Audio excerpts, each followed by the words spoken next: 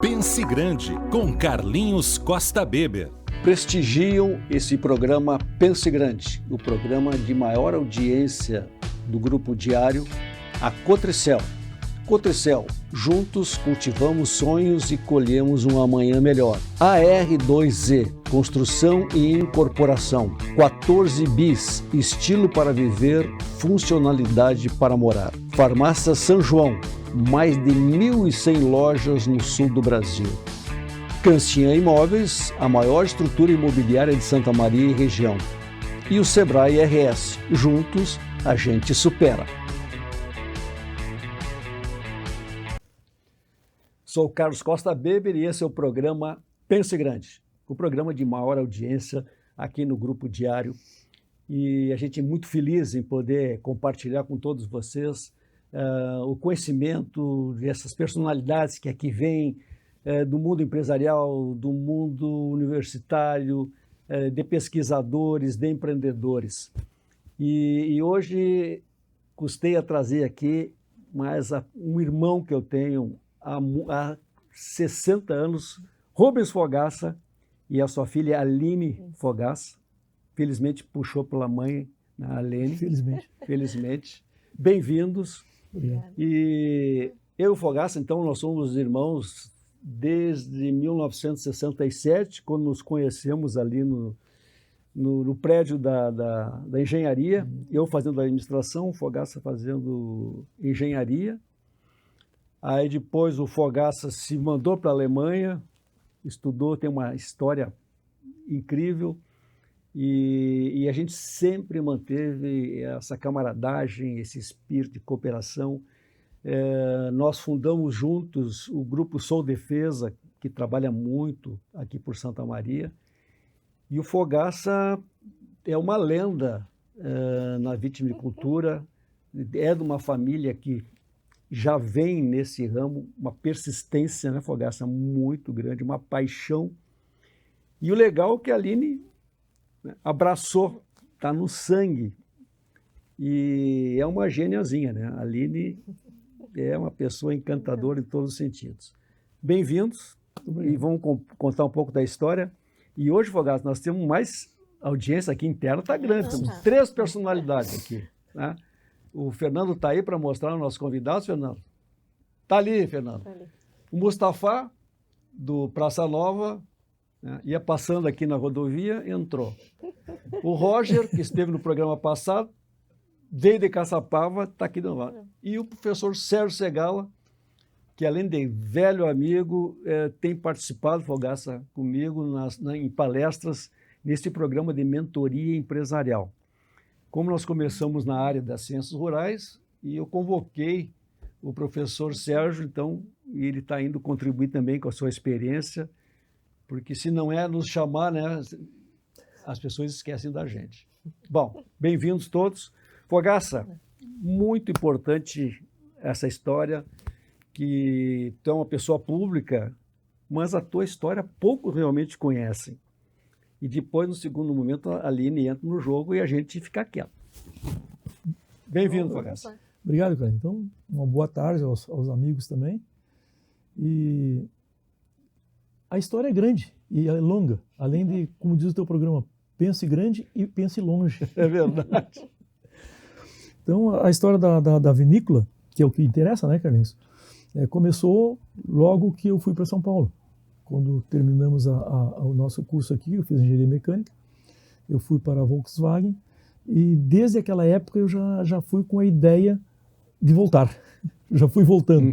Sim. Mas vai se desenrolando, passamos 15 anos em São Paulo, moramos na Alemanha, eu e a Arilene, a esposa, e logo que voltei da Alemanha, aí eu concretizei de fato a vontade de retornar para Santa Maria. Foi quando eu resolvi dar continuidade na indústria de bebidas, que era do velho Amâncio, do avô, Amâncio Pires de Arruda, e comecei a montar a estrutura para poder retornar para Santa Maria. Em 86, eu já estava com praticamente tudo pronto, já tinha comprado até os barris para fazer vinho lá em São Paulo, e retornamos em final de 86 para Santa Maria. E já em 87 foi o primeiro ano de produção de vinho na instalações que eram de aguardente. Durante aqueles últimos 10 anos da parte da cachaçaria, eu tinha um irmão aqui que continuava produzindo a cachaça, mesmo eu estando em São Paulo. Então, na realidade, a vinícola começou em 86, final de 86 e início de 87. Ou seja, estamos quase 40 anos. 40 anos, praticamente. O pessoal, no início, duvidava que nós tínhamos condições de fazer vinho em Santa Maria. O Ademir Brandelli, que era do Dom Laurindo, na época, eu entendia muito de vinho, mas era no copo, de tomar bastante vinho. Então, o que eu procurei? Procurei uma pessoa capacitada, um técnico na época, que era o Ademir. Ele era formado em enologia e era o enólogo da Alpisol, que era o cunhado dele, o Antônio da Alpisol. E ele, quando ele soube, me apresentaram ele lá em Bento, e ele soube que eu queria montar uma vinícola em Santa Maria. Ele disse: não, você é louco, em Santa Maria não, eu estou acostumado a ir na universidade, lá tem muita neblina. Eu digo: tem neblina na parte da pista ali, na parte de pouso, realmente tem dificuldade. Mas lá na minha região, ali na Garganta do Diabo, realmente nós temos sol o tempo todo. Não chega a neblina lá, e realmente até hoje está comprovado, Carlinhos. Não chega a neblina até o vinhedo, até o nosso vinhedo não chega a neblina. Então eu já conhecimento da eu nossa... acho que vale destacar que era uma visão antiga que se tinha de que se só tinha vinho e viticultura na Serra Gaúcha, porque na verdade é uma questão histórica. Porque na época tinha uma adega ali em Livramento, tinha alguns poucos empreendimentos e era só. Rio Grande do Sul, quando a gente pensava em vinho, a gente pensava só na Serra Gaúcha. Sim. E uma das coisas que talvez tenha sido um pouquinho uma visão a longo prazo é que hoje a gente tem vinícolas e vinhedos em todo o Rio Grande do Sul. A gente tem várias regiões, tanto é que hoje aqui a gente se denomina Vale Central, tem a Serra do Sudeste, tem a Campanha, tem os Campos de Cima. Hoje, basicamente, a gente tem vinhedos e vinícolas em todas as regiões do Rio Grande do Sul. Então, e nós somos, acho que, uma das primeiras vinícolas a quebrar um pouquinho essa ideia de que vinho era só na Serra Gaúcha. E hoje, mais ainda, a gente tem vinho em São Paulo, em Minas Gerais, tem uma vinícola no Pantanal. Então, hoje a gente realmente... É bacana porque isso difunde a cultura do vinho, Mas é bacana que eu vejo como meu pai teve essa ideia, assim, de sair da Serra Gaúcha quando ninguém falava ainda muito disso, Quebrou um paradigma, Fogaça? Porque a referência, no nosso tempo de gurizão aqui, eram os vinhos de garrafão, que produziam em Jaguari e tal. Não tinha essa... vinho tinha, mas não de qualidade. Então, Carlinhos, naquela época, já em 86, quando eu trouxe o Ademir em Santa Maria, ele foi conhecer primeiro, que ele ficou durante 11 anos nosso enólogo. Na época ele ainda não estava nem na faculdade ainda, não estava se direcionando para essa área ainda, e ele comprou ideia. O Ademir Brandelli realmente nos auxiliou, me auxiliou muito, muito na parte da implantação de vinhedos. Aí depois acabou indo para a Itália, quando nós fomos implantar as uvas viníferas, ele foi para a Itália, junto com o Cerro, e junto com mais um pessoal lá de Bento também, importamos lá em torno de 180 mil mudas de videiras, onde 42 mil foram da vinícola Velha Mâncio, e o restante lá da Dom Laurindo e também da Miolo. O pessoal de lá que nos auxiliou no importe de todas essas mudas. Então, repetindo, foi uma ideia que eu tive e uma convicção de que teria condições de fazer vinho em Santa Maria. Tá? Aí passou-se o tempo, em 2002, quando nós fomos para os Estados Unidos, que a Aline foi fazer a defesa, foi apresentar um trabalho de mestrado dela lá, junto com o professor Daut. Naquele ano foi em Portland, no Oregon, era o último estado, já em 2002, o último estado americano que tinha se classificado para ter as vinícolas. 2002.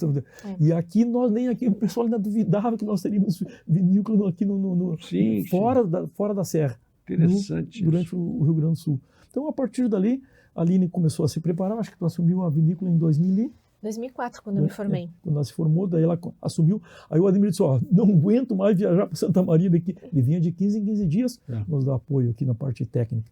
Aí ele passou para a Aline, e a partir dali é que a Aline assumiu toda a parte dele. Tu teve um parceiraço também, que é o professor Daut, né? Sim, principalmente na parte da Aline aqui, realmente foi é o pai técnico da Aline, né? O professor Daut, que eu digo, né? Realmente até hoje... privilégio Santa Maria tem o professor Daut, um privilégio. Sem dúvida. Primeiro PhD em vinhos no Brasil foi ele, né? formado em Davis e tal, lá, e realmente o professor apaixonado. dedicado, adora a atividade. Até hoje ele está agora trabalhando junto com a Aline, mas mais na parte técnica, assim, burocrática, né, do livro, né, Aline, que vocês Sim. estão. Ah, é? Então, mas ele... E é vizinho de vocês também ali, né? Sim. Aí, nesse ano de 2002, quando nós estávamos lá no Oregon, ele já estava se preparando porque ele entrava na compulsória da universidade. E ele me chamou a atenção aquilo que ele tinha vários colegas dele, tempo de Davis, enólogos, da Argyle lá, que ele conhecia muito, e todos eles já estavam fora da atividade da universidade e com suas pequenas vinícolas, de 1.000 litros, 2.000 litros, 500 litros. Eu digo, professor, o senhor não vai fazer a sua lá, o senhor vai entrar na reserva, não vai fazer mais nada. Passou a vida toda ensinando sobre vinhos, não vai fazer nunca o seu vinho. Ele disse, como é que eu vou fazer? Tu provocou ele assim? Sim, não. E eu consegui, com essa conversa, levá-lo para frente da vinícola. Que era o meu objetivo. Não tinha ideia disso, Fogaça? Sim, eu tinha ideia. Assim, acaso que o terreno na frente da vinícola, que a gente já tinha tentado comprar anos atrás, não tinha conseguido, agora estava à venda. E daí deu certo que ele conseguiu adquirir do filho mais velho do Velha Mansa, do tio Dário Pires. Era dele ali, e eu consegui, levei o professor lá, aí a esposa do professor adorou, a Maria do Carmo adorou o local, e ele acabou comprando, mas o meu objetivo era isso, era levar o enólogo. Eu brincava com ele, professor, onde é que o padre tem que morar? O padre tem que morar na frente da igreja, se não morar na igreja tem que morar na frente. Então o senhor tem que morar na frente da vinícola. E foi realmente para nós e para ele foi um nota 10, né? Porque foi um convívio nesses últimos, quantos anos já? O vinhedo dele ele foi em 2005, 2006. 15 anos para mais. Ele tá com 15 anos. E a gente, visivelmente, ele ganhou qualidade de vida extraordinária. Sim, com certeza. Extraordinária. Com certeza. Uma vida acadêmica que usufruir agora, assim, né? Tu deixa a academia, mas dá sequência a esse trabalho. E um trabalho científico, de pesquisa. E no vinho nada é muito. Eu brinco que o vinho ele é o contrário do mundo moderno de hoje. Porque no vinho nada é rápido. Né? Hoje você tem ideia, você manda um WhatsApp, se a pessoa não te responde, você está mandando um ponto de interrogação daqui a pouco, né? O mundo tem que ser ágil hoje. E o vinho é o contrário, o vinho ele precisa de tempo. Né? Até você implantar o vinhedo, testar as variedades, elaborar o vinho, aprender o vinho, ter o tempo dele de envelhecimento. Então o vinho ele é um pouquinho ao contrário da correria do mundo moderno de hoje, né? Então o vinho precisa de tempo. Então a nossa convivência com o professor Daud também foi essa ideia foi um amadurecimento, né, ao longo dos anos. Mas foi só rosas o início do caminho, Fogaça? Não, nem tudo é rosa, né? Mas essa parte a gente deixa de lado. Né? Mas eu acho que uma coisa interessante de comentar é que a nossa história, a história da Vinícola Velha Mâncio, é um pouco a história do vinho brasileiro. Porque uma coisa interessante é que o Brasil foi muito fechado. O senhor estava comentando sobre os vinhos de garrafão, né? Que se fazia muito vinho de garrafão, vinho de mesa, que a gente chama de vinho colonial. E por que isso? Porque, na verdade, o Brasil era muito fechado. Até os anos 90, somente existiam as vinícolas grandes, que daí tinham acesso a equipamentos. O restante, as vinícolas pequenas e médias, não tinham acesso a equipamentos. Então, por isso que era uva de mesa, a gente fazia ainda em tanque de madeira, né? Não se tinha muita ideia de como colher a uva. A uva, na verdade, não estava bem madura, a condução, tudo. Porque o Brasil era muito fechado. Nos anos 90 é quando chega o carro importado, o computador, o azeite de oliva. E para nós, que meu pai estava comentando que chegaram as mudas, como se abriu, a gente conseguiu comprar mudas importadas de melhor qualidade. Vieram enólogos de fora aqui nos visitar, viticultores, vieram máquinas, equipamentos de boa qualidade, né? Foi nos 2000 que a gente importou as máquinas, né? Foi. A primeira bonização da Velha Mâncio foi nos anos 2000, que a gente conseguiu comprar barrica de carvalho, conseguimos comprar equipamentos máquinas italianas de excelente qualidade para a vinícola pequena. Então, e aí é que o vinho brasileiro, a Velha Mâncio e todas as vinícolas brasileiras, aí é que a gente começa a dar um salto de qualidade. Então, na verdade, o Brasil foi muito fechado até os anos 2000. E aí é que e daí vieram os vinhos finos e o último passo que é o espumante. Então, nossa história é um pouquinho a história das vinícolas, da viticultura gaúcha também. Isso, né? E eu me lembro, Fogaça, nos anos 80, 90, a gente ia lá, passava no Macro, lá em Porto Alegre, para comprar aqueles vinhos alemão. Da garrafa azul. Os Liebfraumilch. Tinha vinho. é um vinho frutado, assim, mas era uma Ele era porcaria, doce, né? ele era adocicado.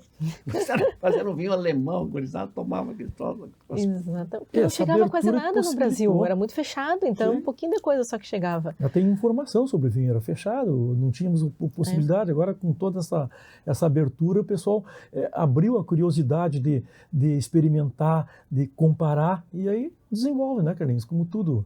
É. E também uma diversidade, né, de castas, e hoje tu pode fazer N composições, porque virou uma preciosidade.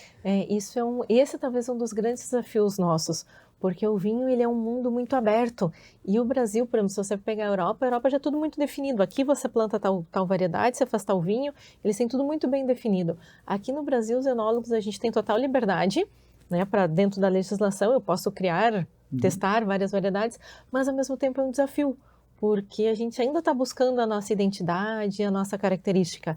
E isso faz com que o consumidor muitas vezes não entenda o vinho brasileiro em relação a outros vinhos que já estão mais posicionados e com definições.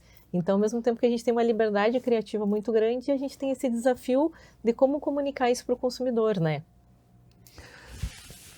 Aproveitando que a Aline comentou, há uns 10 anos atrás, aquele enólogo francês que deu consultoria para a Miolo, como era o nome dele?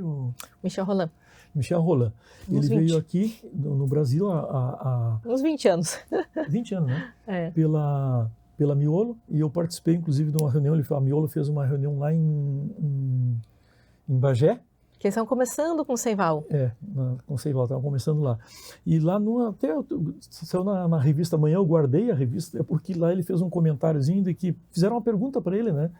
Ele foi muito crítico na parte de vinho comum, porque aqui nós éramos Isabel, tudo. Ele foi muito crítico. O pessoal ali não gostou muito da observação dele, né? Que aquele um anti-vinho. Aí depois ele, para se redimir, o pessoal perguntou, tá, mas e a qualidade do vinho brasileiro? Não, tá muito bem, tá indo bem.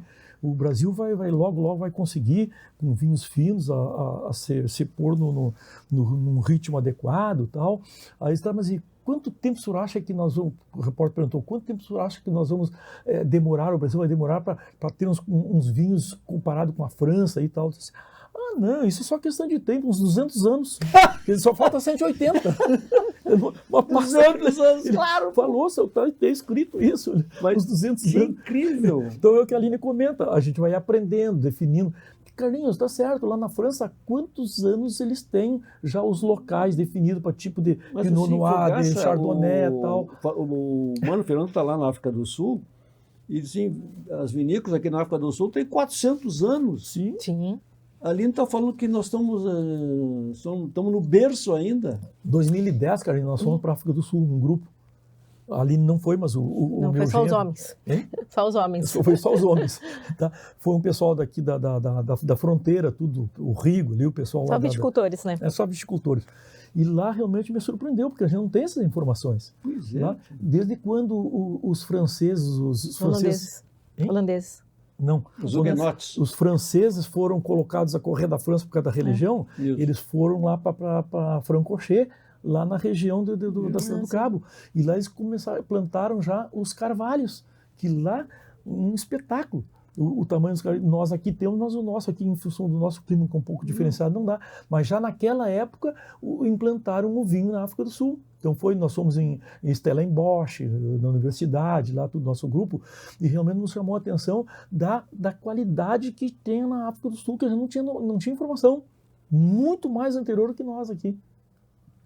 E muito da colonização também, né? Porque foram os huguenotes lá, os holandeses que pararam lá. E assim se estendeu também, quer dizer, lá para a Austrália, Nova Zelândia, né? E como nós somos jovens aqui, né, Aline? Não, nós somos muito jovens e a gente ficou muito fechado. E como teve a questão da filoxera, e na verdade o que aconteceu, né? Os italianos que vieram, os alemães, eles trouxeram a viticultura da Europa para nós, num clima subtropical, e por isso que ele não se adaptou bem. Por isso que a gente 80% do vinho produzido no Brasil chegou a ser de variedades de mesa. Né? Porque, na verdade, faltava tecnologia, faltava conhecimento, e a gente ficou muitos anos fechado. Então, na verdade, o vinho brasileiro, ele está nesses últimos 25 anos, mais ou menos. Que não é nada, né? Que não é nada. A gente está num processo assim, ó, de expansão, de qualidade, de amadurecimento, né? Hoje os nossos vinhedos foram plantados nos anos 2000, hoje os nossos vinhedos com 25 anos, agora que eu estou começando a entender o meu vinhedo, né? Trabalhar ponto de colheita, porque você tem que fazer uma safra, você vai plantar um vinhedo, são 5 anos, né? Para começar a ter uma produção. Depois você vai ter que fazer um vinho, engarrafar. Ah, mas eu podia ter colhido essa uva uma semana antes. Aí você espera mais um ano para daí fazer essa colheita um ano antes. Ah, mas e se eu colher 15 dias depois? Aí você tem que esperar um outro ano para depois fazer essa colheita 15 dias depois, para depois ainda esperar envelhecer, para depois degustar e dizer, ah, ficou melhor aquele que eu tinha feito. Então nessa brincadeira se passou 6 anos e você ainda está tateando ali, descobrindo qual é o melhor ponto de colheita para cada variedade, assim, né? Eu li o livro da Madame Clicquot, né? É muito bacana. Que incrível. E ela foi uma mulher à frente do seu tempo, né? Aquelas coisas. O Brasil nem tinha sido descoberto, já estavam trabalhando em cima de pesquisa de vinho, de qualidade de champanhe. Ela foi uma mulher à frente do seu tempo. E até hoje, tudo que a gente utiliza para espumante, várias técnicas ainda são técnicas que ela que inventou, né? É até legal sugerir para as pessoas lerem, né? Tem um filme na Netflix. Sim. Não está na Netflix, está num outro streaming.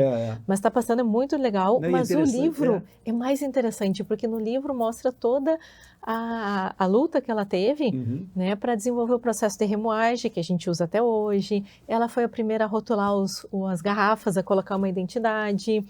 É um show de marketing, né? É muito legal. Porque uma coisa é o livro. O livro é frio ali, é seco. Agora, poder colocar em imagens... Mostra ela explodindo. Quem não é muito da área não entende, mas tem uma hora que aparece... Ela virava à noite pesquisando e o sogro incomodando porque que não queria. Estava quebrada a empresa, não sei o quê. Fantástico. É muito Carlinhos, bacana. Nessa parte, eu sempre... pensei, tu pensa grande e eu penso longe. O que eu quero dizer com pense longe? É que já, quando iniciamos a parte da espumantes, os primeiros, sempre tive aquele ideia, tem que fazer espumante. Eu não tinha conhecimento técnico, mas a Aline já estava terminando a faculdade, já tinha o laboratório, tudo, estava iniciando os primeiros trabalhos com espumante. Os primeiros 100 garrafas que ela fez, explodiu quase tudo. Explodiram todas. Sim, explodiu tudo. Toda. Tipo, colocar um tapume na frente, porque ela não tinha o equipamento suficiente para definir a quantidade de açúcar, a quantidade de gás que ia se transformar, e o fumo soltava todo. Era uma bomba dentro daquela parte de baixo. Explode mesmo. É que nem no filme que aparece aquela explosão. Você contou pra gente essa história, Flávio. Não, mas estou contando. Antes tarde do que nunca. Esse segredo aqui está sendo no ar agora. Mas onde é que eu queria chegar, Carlinhos? É que aí a Aline começou a se preocupar. Aí a Aline já fez depois ela fez o mestrado. Vamos ver. Que ano foi isso, Aline? Eu comecei a fazer espumante em 2005, 2006, mais ou menos. E a gente foi lançar a marca de espumante em 2016. Então demorei uns 10 anos para dominar o processo. A Aline foi para a França, ficou lá aprendendo, ficou 8 meses nos Estados Unidos também, na Universidade Purdue, fazendo todo o início do doutorado dela, tal. Então, essas coisas demoram, Carlinhos. Claro que não precisa demorar 200 anos, né? Mas durou uns 15, 20, demorou. Então, é uma sequência, mas é pensar à frente, né? Pensar longe também que funciona. Então, essa é a minha visão. Porque o espumante de vocês, dentro da história da Velha Manso, ele é recente também. Ele é recente. Sim, recente. Mas na história do Brasil é recente. E é uma coisa muito interessante, que sabe que hoje os gaúchos tomam mais espumante do que São Paulo. Apesar que hoje São Paulo é um grande mercado para nós, a gente vende muito espumante para São Paulo, mas aqui é muito interessante que qualquer reunião as pessoas já tomam espumante. Em São Paulo ainda isso está começando. Só que, claro, como os eventos são maiores, então lá vai mais porque o evento é maior, né? Então se consome mais clubes de assinatura e tudo mais que a gente participa. Mas o gaúcho toma muito espumante. Mas, de maneira geral, o espumante ele é novo. E por que ele é novo? Porque o espumante demanda tecnologia. Não se faz espumante sem tecnologia. Porque o espumante você tem que dominar o gás, você tem uma bomba ali dentro, que são 6 atmosferas de pressão, né? O champenoise ou o charmat nos tanques, mas você trabalha com gás, você tem que ter um bom frio, e o espumante, qualquer erro, ele aparece. Vinho de baixa qualidade, em que você faz o espumante com vinhos de baixa qualidade, aparece esses defeitos. O gás, ele ele faz com que os aromas afeituosos apareçam mais. Então, o vinho base tem que ser muito bem trabalhado, tem que ser muito bem feito e depois demanda muita tecnologia. Mas é um produto que hoje o Brasil está sendo, o Rio Grande do Sul, né, está sendo muito reconhecido. Hoje já, o espumante é nosso produto mais novo, mas 50% da nossa venda agora em 2024 já foi espumante. É interessante, né, porque o Rio Grande do Sul tem dificuldade por questão de clima, de solo. Nós temos um desafio gigantesco. São os heróis produzir vinho hoje, comparando com os vizinhos aqui do lado, né, com o Chile, a Cordilheira.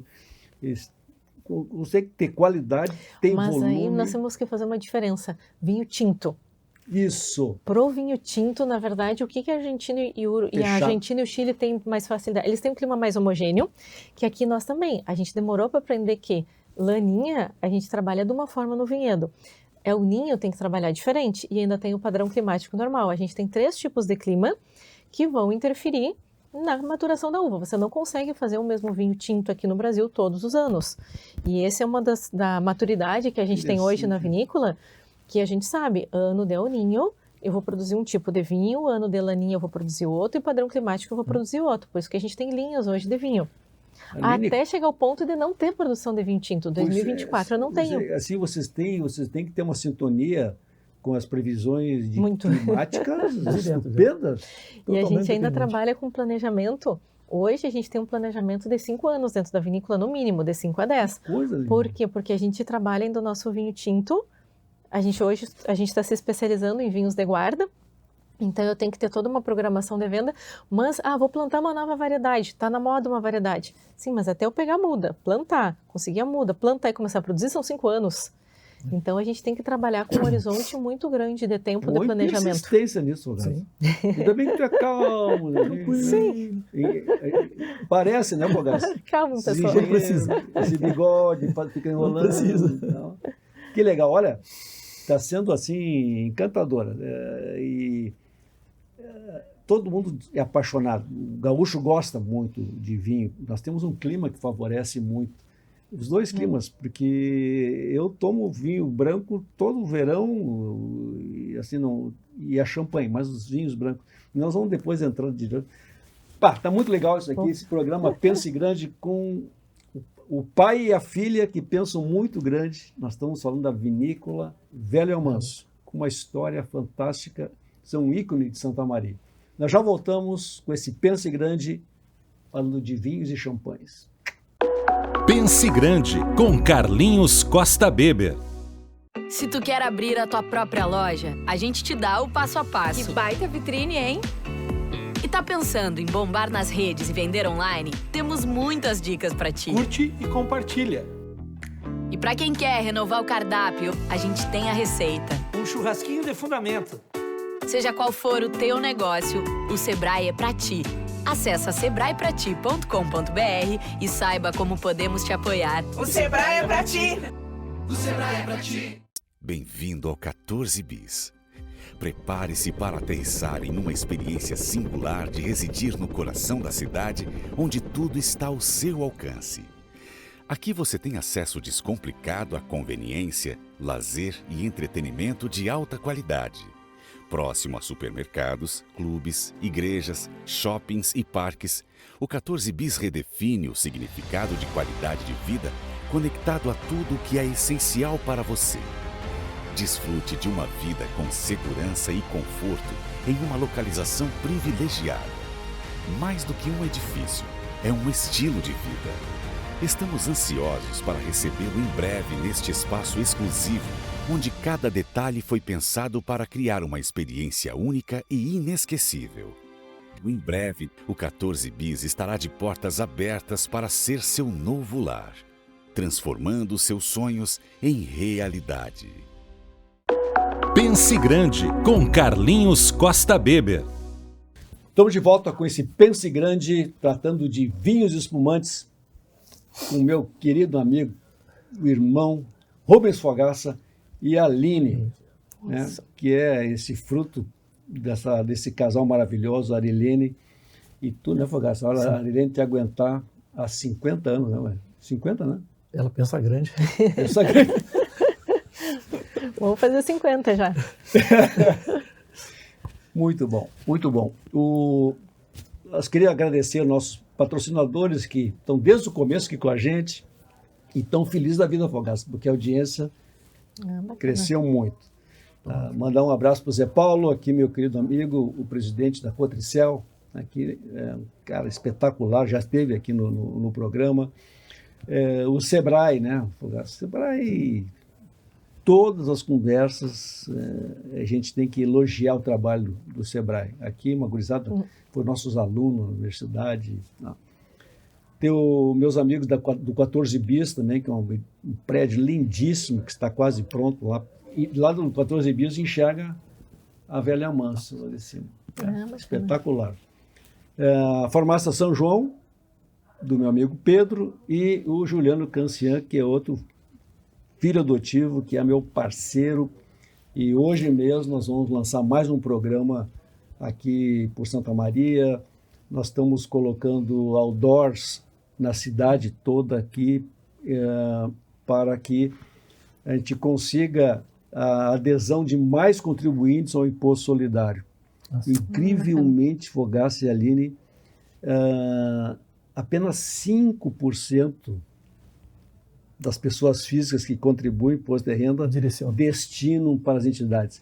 É uma coisa absurda, incompreensível. A gente está já há 5 anos batalhando, tá? E a gente não sai desses 5%. Felizmente, esses 5% contribuem, em termos de valores, é 11%.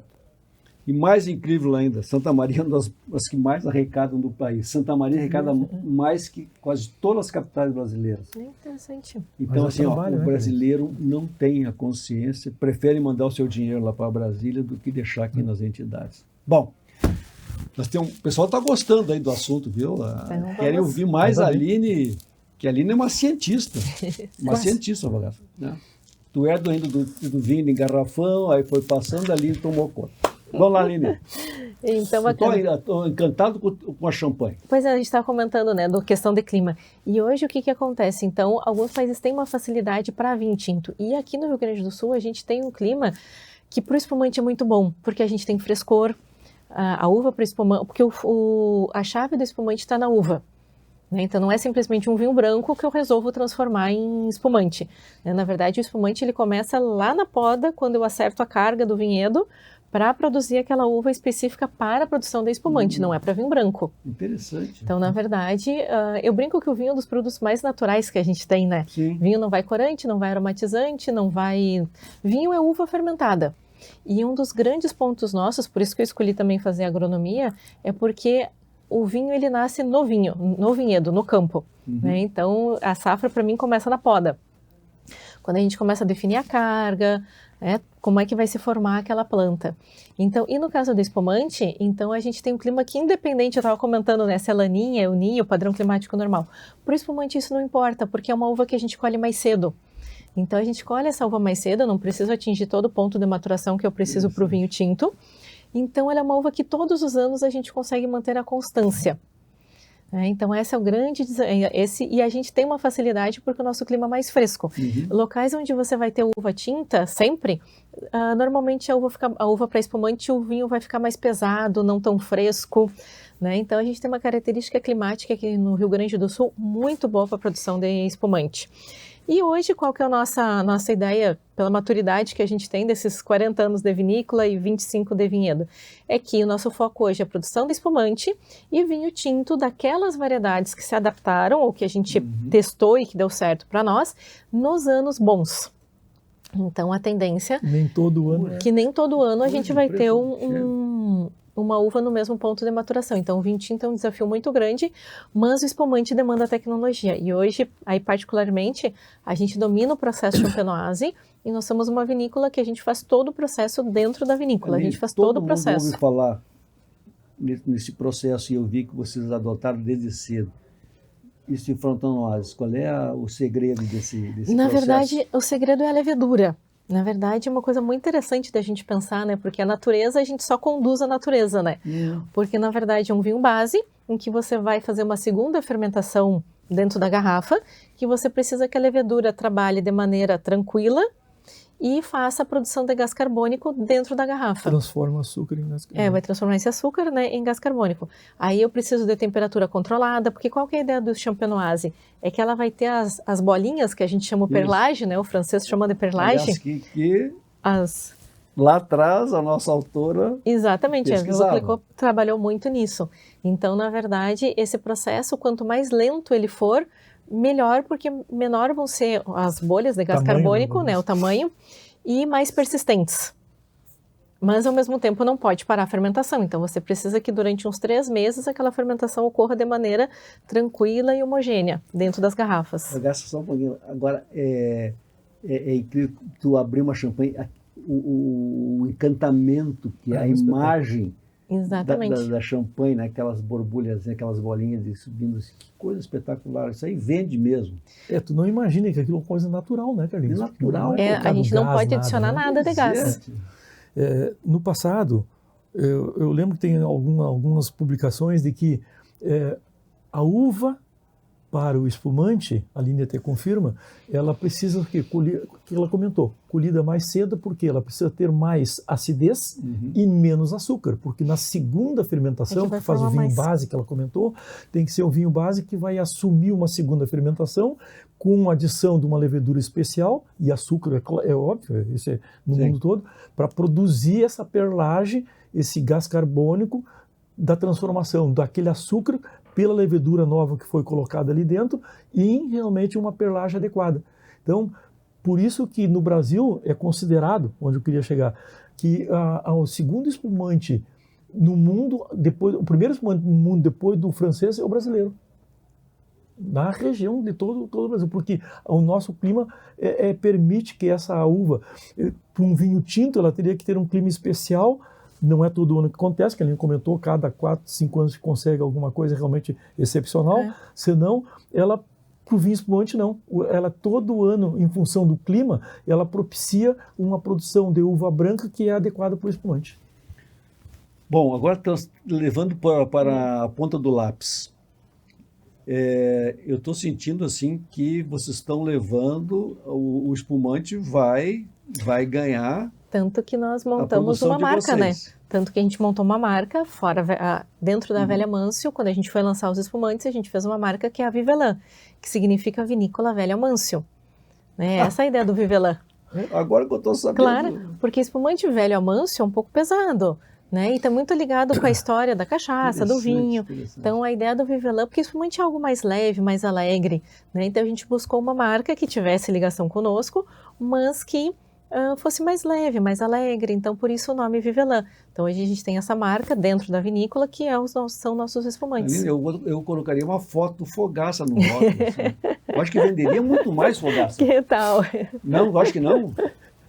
Aline, que tal? Agora voltando ao ponto lápis, também me parece que o champanhe consegue ter uma rotatividade maior na produção, e a rentabilidade deve ser próxima do vinho, quer dizer, tu consegue muito mais rapidamente girar o teu recurso. O espumante ele tem um custo alto pela mão de obra, né? Ainda mais o método tradicional, esse champenoise, em que depois a gente ainda precisa limpar, tinha que tirar essa levedura, né?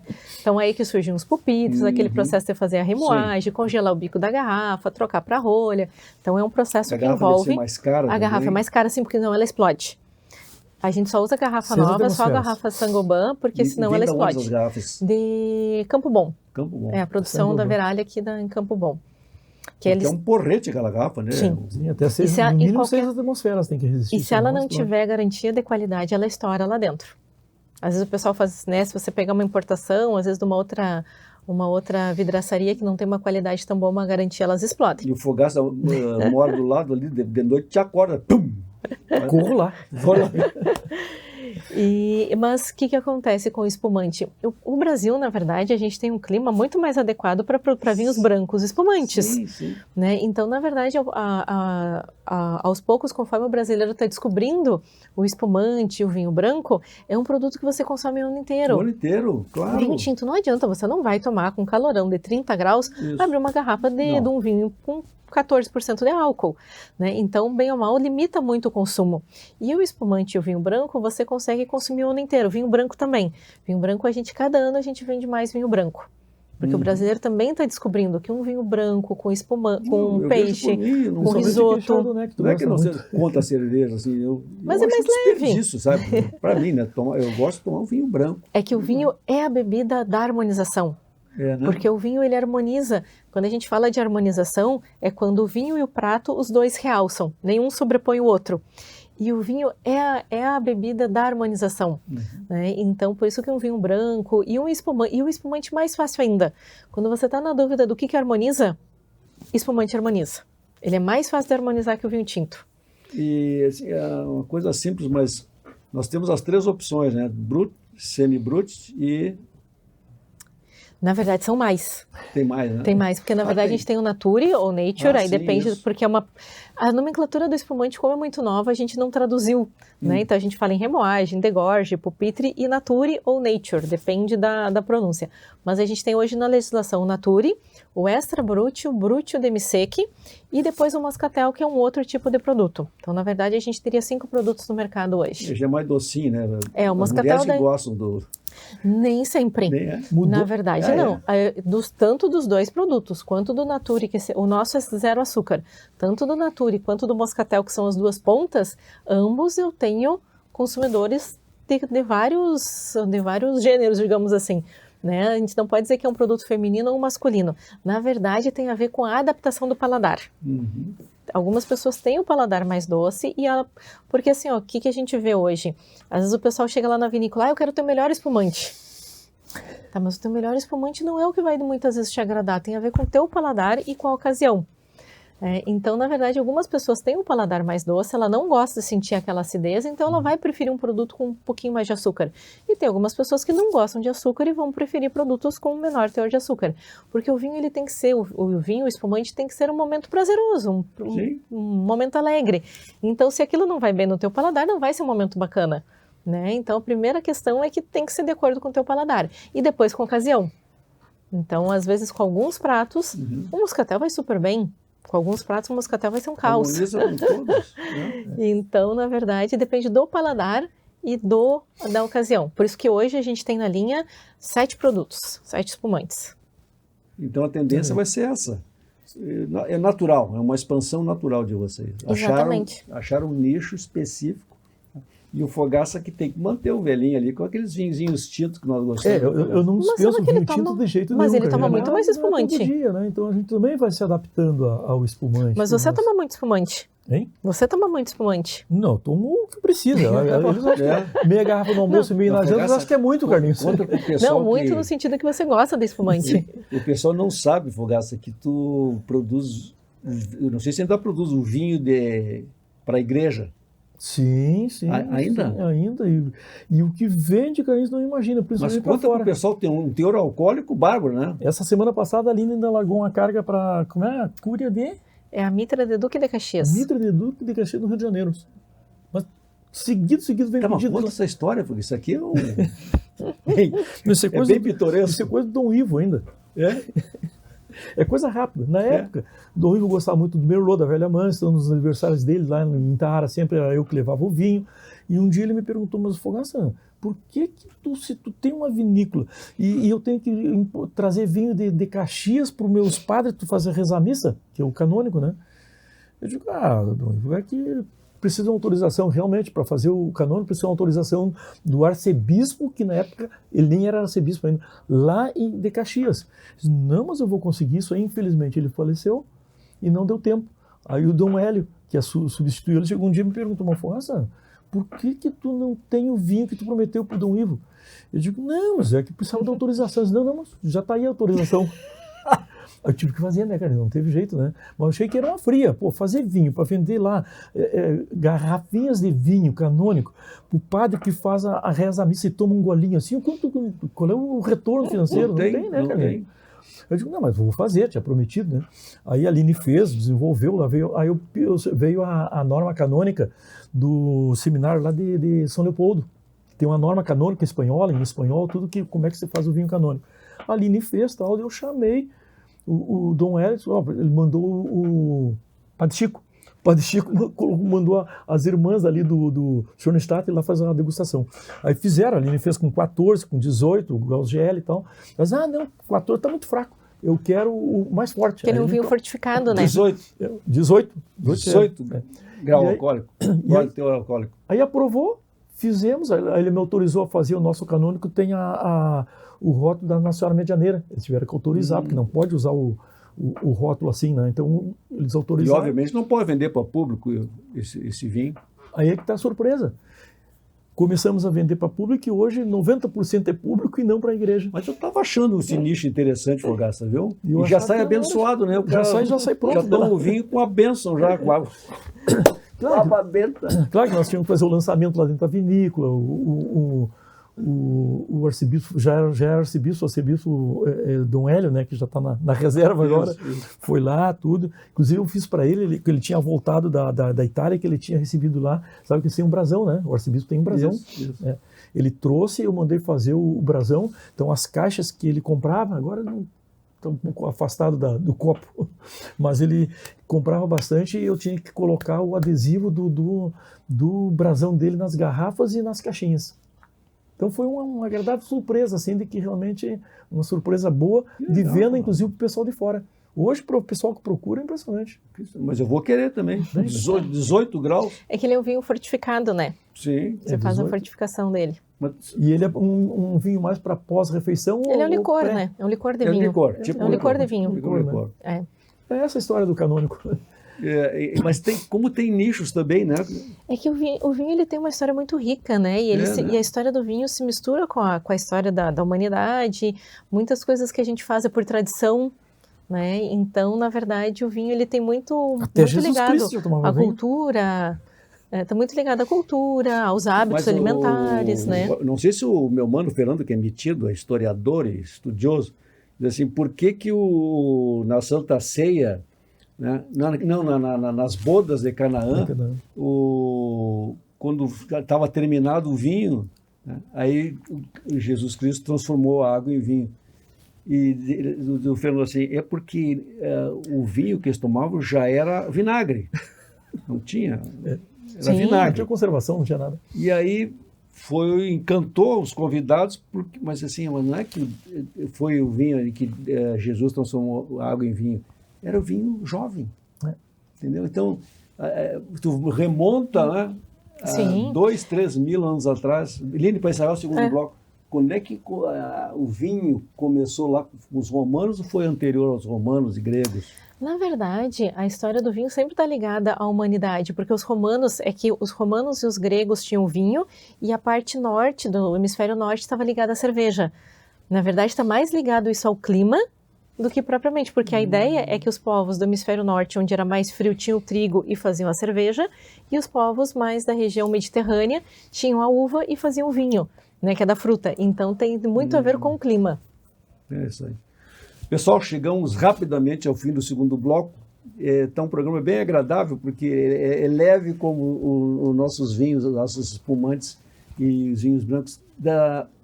Rapidinho, Aline, o teor alcoólico dos brancos sempre é menor ou é... Normalmente sim. Normalmente, ao natural? Ao natural, porque a uva branca você colhe mais cedo para ter mais acidez.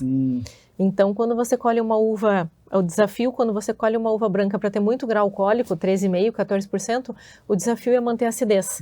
Se ele ficar muito alcoólico, porque a palavra-chave em vinho é equilíbrio. O que é um vinho de qualidade? É um vinho equilíbrio. É um vinho equilibrado. O que a gente busca é o equilíbrio. Então, esse é que aula, hein, Fogaça? Que sucessora, hein? Pessoal, nós já voltamos com esse... Olha, esse programa está encantador, está dando uma delícia que é curtir um bom vinho, ainda mais que estamos chegando no inverno, né, Fogaça e Aline? Sim. Sem dúvida. Aquele vinho encorpado, gostoso, fantástico. Já voltamos. Pense Grande, com Carlinhos Costa Beber. Se tu quer abrir a tua própria loja, a gente te dá o passo a passo. Que baita vitrine, hein? E tá pensando em bombar nas redes e vender online? Temos muitas dicas pra ti. Curte e compartilha. E pra quem quer renovar o cardápio, a gente tem a receita. Um churrasquinho de fundamento. Seja qual for o teu negócio, o Sebrae é pra ti. Acesse sebraeprati.com.br e saiba como podemos te apoiar. O Sebrae é pra ti! O Sebrae é pra ti. Bem-vindo ao 14 Bis.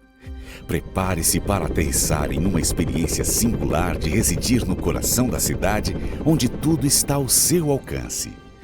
Aqui você tem acesso descomplicado à conveniência, lazer e entretenimento de alta qualidade.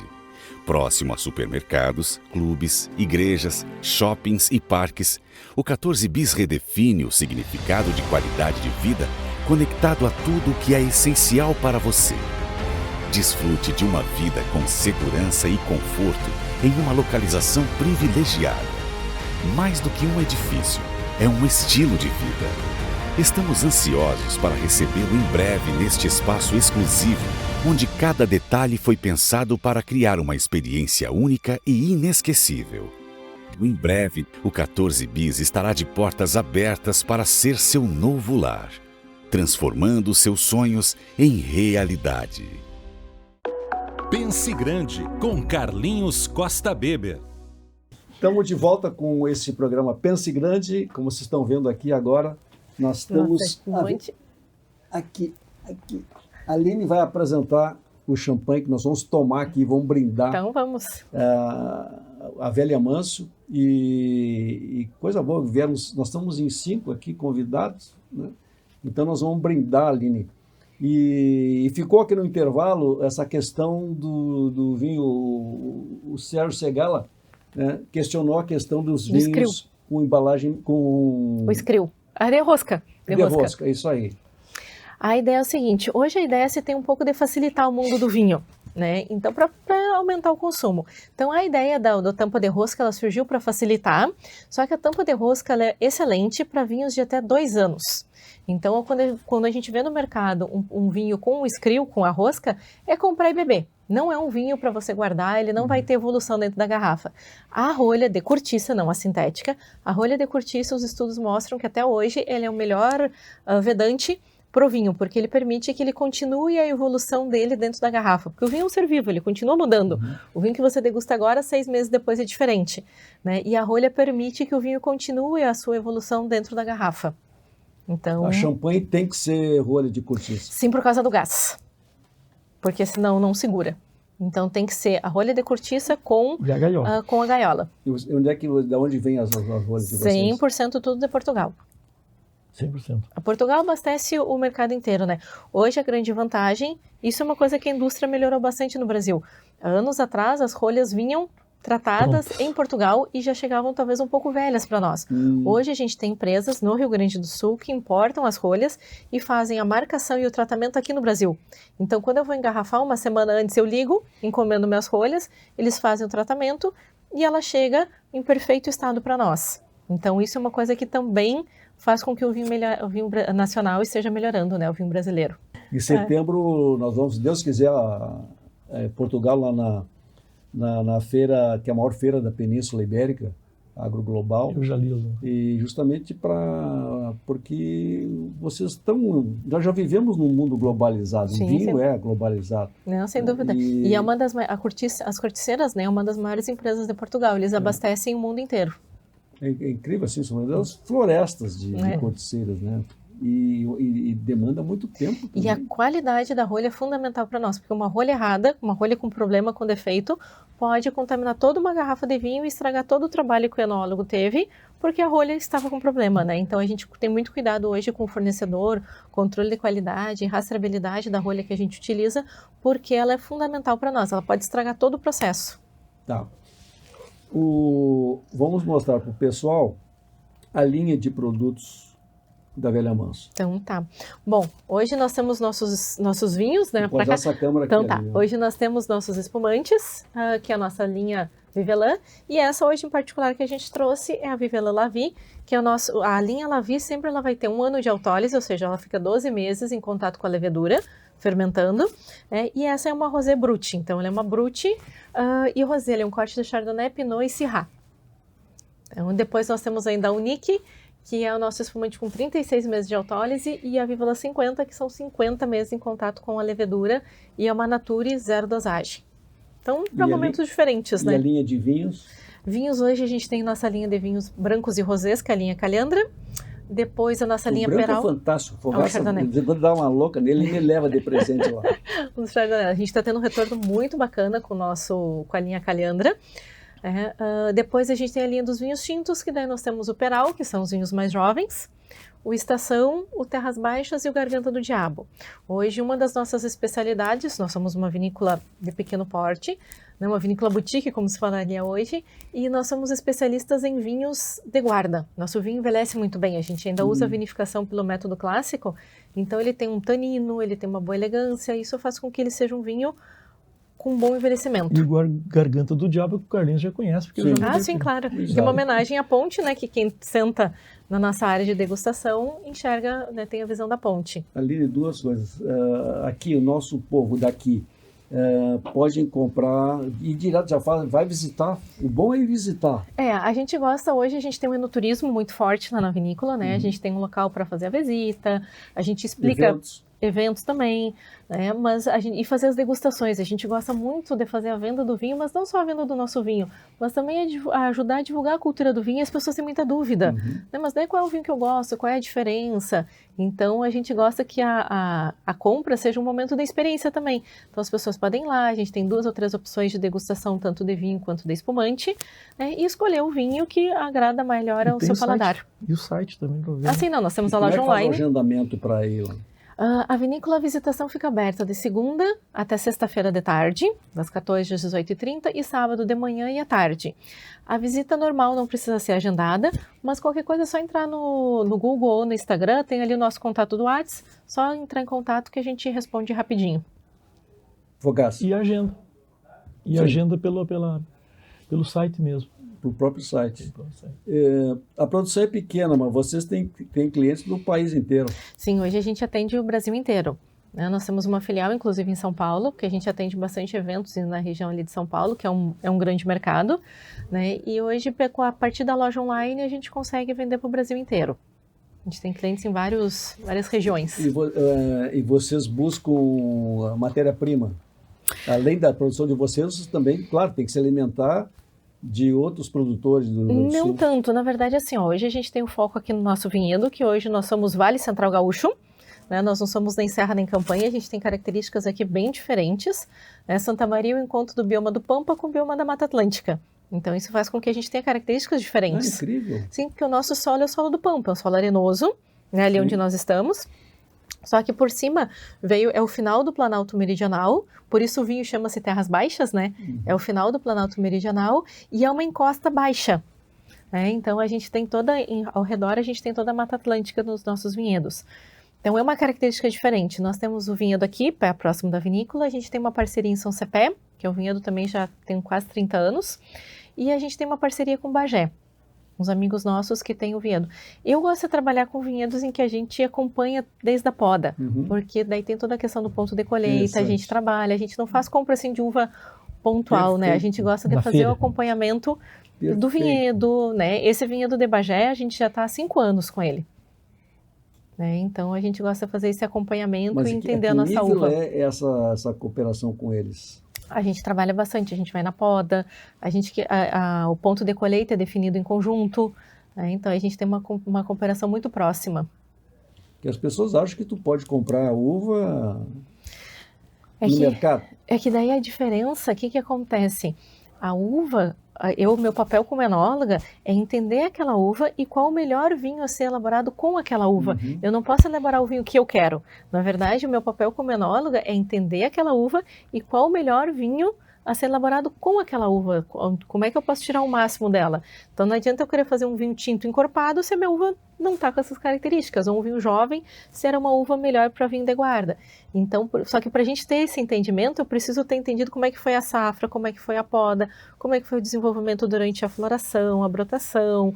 Né? Então, durante toda a safra, a gente já vai tendo essa ideia de como é que vai funcionar. Mesmo um vinhedo, ele muda de ano para ano, cara, em função do clima, que a Aline comentou. O vinhedo vai amadurecendo, né? Vai ficando mais velho. Tudo, poda.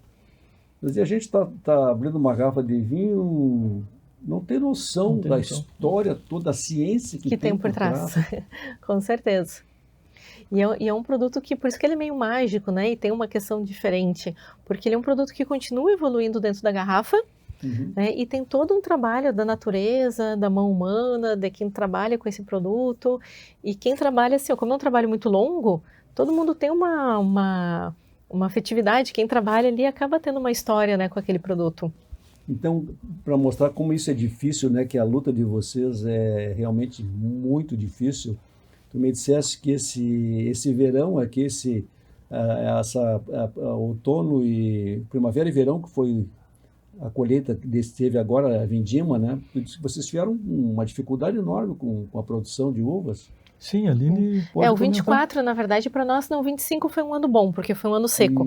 Na verdade, a dificuldade nos tintos para nós foi o 24. Tanto é que nós, basicamente, não temos muito pouca produção do vinho tinto 2024. Espumante e vinho branco, sim. E tu já tem uma noção de que vai ser o 26, 27. Já estamos. Agora, hoje, antes de sair, eu estava vendo, já tem umas previsões de que o Laninha, a agência americana agora diz que o Laninha acabou, está decretando o fim do Laninha. Então, agora a gente tem que ver se vem o El Niño ou se vem um padrão climático normal. Então, a gente já começa a ficar de olho para ter uma ideia de como é que vai ser o ano que vem, né? A safra 26. Porque as previsões americanas, elas se baseiam muito no Pacífico também. Sim, que é o que influencia para nós, né? Que é o que influencia para nós. E vem de lá. Aqui no Rio Grande do Sul, a gente é muito influenciado pelo El Niño e pela Laninha, né? Assim, e a gente tem aqui, né, muita proximidade os vinhos do Chile, principalmente, que tem baixa tributação aqui, e essa concorrência, Aline, como é que a gente consegue competir com essa Na verdade, assim, na verdade, o que acontece? Existe um custo Brasil. O pessoal fala, é o custo dos impostos. Na verdade, existe um custo Brasil. Tudo no Brasil é mais caro para nós, né? Então, na verdade, tem um custo Brasil que a gente não tem como fugir disso, né? No momento que você é uma empresa legalizada, que você vai pagar todos os impostos, você vai fazer toda a questão também dos colaboradores que trabalham contigo, né? Então, você tem um custo maior aqui no Brasil, isso não tem. O nosso desafio, o que a gente consegue fazer é mostrar que a gente tem produtos diferentes, com qualidade, e a gente tem esse custo que não tem como a gente sair, né? Então, como fugir dele, né? Como fugir dele. E a alternativa, realmente, assim, aqui para os gaúchos...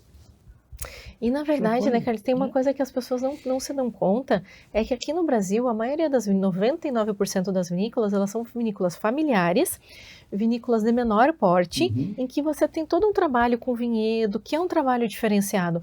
Você pega no Chile, na Argentina, você tem grandes grupos, inclusive grupos internacionais. Aquele produto ali é feito em grande escala. Então, na verdade, o consumidor também tem que pensar o que ele quer. Ele quer um produto feito em grande escala, industrialmente, né? Ou se ele quer um produto um pouco diferenciado. Então, hoje eu vejo assim, por que a Velha Mansi hoje nós não pretendemos ser uma grande empresa em termos de volume, né? Nós pretendemos, nós temos a nossa produção. Corretíssimo. E essa produção a gente sabe que a gente tem mercado para ela e que com isso a gente trabalha. Porque se a gente for, digamos, produzir 1 milhão de litros por ano, aí eu já vou entrar nessa competição com as grandes empresas. Né? Então, a gente tem que procurar o nosso nicho. Vocês têm uma integração com esses produtores do Rio Grande do Sul, esses pequenos, tipo uma cooperativa para poder comprar insumos em conjunto? Existem parcerias com as outras? Sabe que a gente tem uma parceria muito legal junto com o Sebrae. A gente participa dos projetos junto com o Sebrae e é muito bacana. A gente tem alguns grupos, né, de vinícolas aí sobre mercado, sobre produção, e ali dentro com essa interação com o Sebrae a gente troca bastante, até eventos. Normalmente quando a gente vai em eventos em Brasília, São Paulo, Rio, que são eventos que têm um custo maior, a gente vai via o apoio do Sebrae porque divide entre as vinícolas. Então a gente participa bastante. Aluguel diário e tudo, né? Então, nós temos a associação, né, Aline, que infelizmente está bastante devagar agora, a associação dos aqui de Santa Maria. Sim, nós fundamos, né, nós temos a associação dos produtores aqui da região, existe a associação dos vinhos da campanha, eu participo da Associação Brasileira de Enologia, né, que a sede fica em Bento, então eu participo bastante de cursos, de palestras, então... Já está escrevendo também. Já escreveu tese e continua, né? Que não adianta. Sim. A ideia é a gente continuar, a gente não pode parar, né? Um desafio é que a gente não pode se acomodar. Apesar... O Fernando já está me incomodando. Nem... Passamos Agora tempo. vamos estourar o champanhe aqui. Então vamos lá. Não é estourar. Vamos abrir então. Não é estourar. Não, porque não se estoura. Abriu. Não se estoura espumante. Porque são todo o trabalho que a gente tem para deixar o gás. Não, é que tem aquela ideia, né, da Fórmula 1, tudo, da celebração. Mas a ideia é o seguinte, quanto menos barulho fizer, porque a ideia é a gente aproveitar o gás no paladar e não perder estourando. Né? Então a ideia é a gente abrir e tirar aqui a gaiola. Uma dica que às vezes o pessoal tem medo de abrir a garrafa é sempre girar ela por baixo, que daí ela vai... Essa daqui já esquentou um pouco, então ela vai fazer um pouquinho de barulho, ó. Porque ela já esquentou um pouquinho de prática. Então e esse é o mundo do espumante, né? Tá sempre ligado a momentos alegres e animados. Um brinde. Saúde. Saúde e sucesso na empresa. Muito obrigada.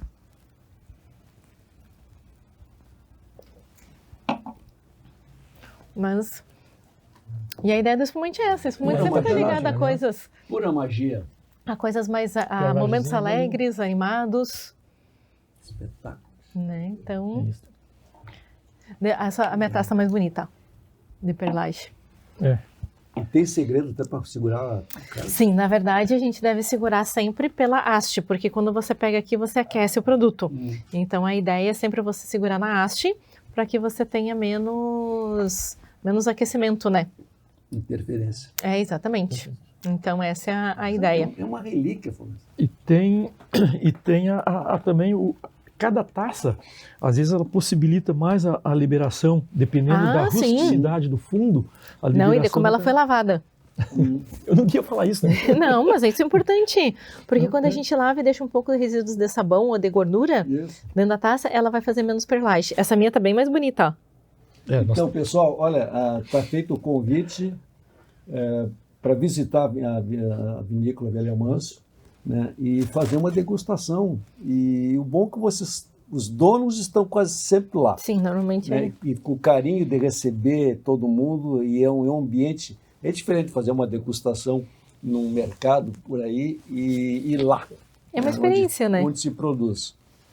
Um brinde. Saúde novamente, sucesso, um Deus brinde. abençoe a todos. Obrigado pela carinho dos meus amigos nos visitando aqui. E sucesso. Obrigado pelo convite, Obrigado, Carlinhos. Fernando, pelo apoio, pelos nossos carinhos amigos. Um beijo no coração. Pense Grande, com Carlinhos Costa Beber. Prestigiam esse programa Pense Grande, o programa de maior audiência do Grupo Diário, a Cotricel.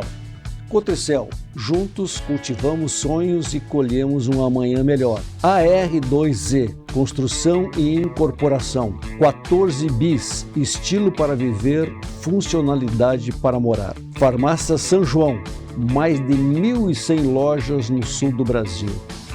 Cancian Imóveis, a maior estrutura imobiliária de Santa Maria e região. E o Sebrae RS, juntos a gente supera.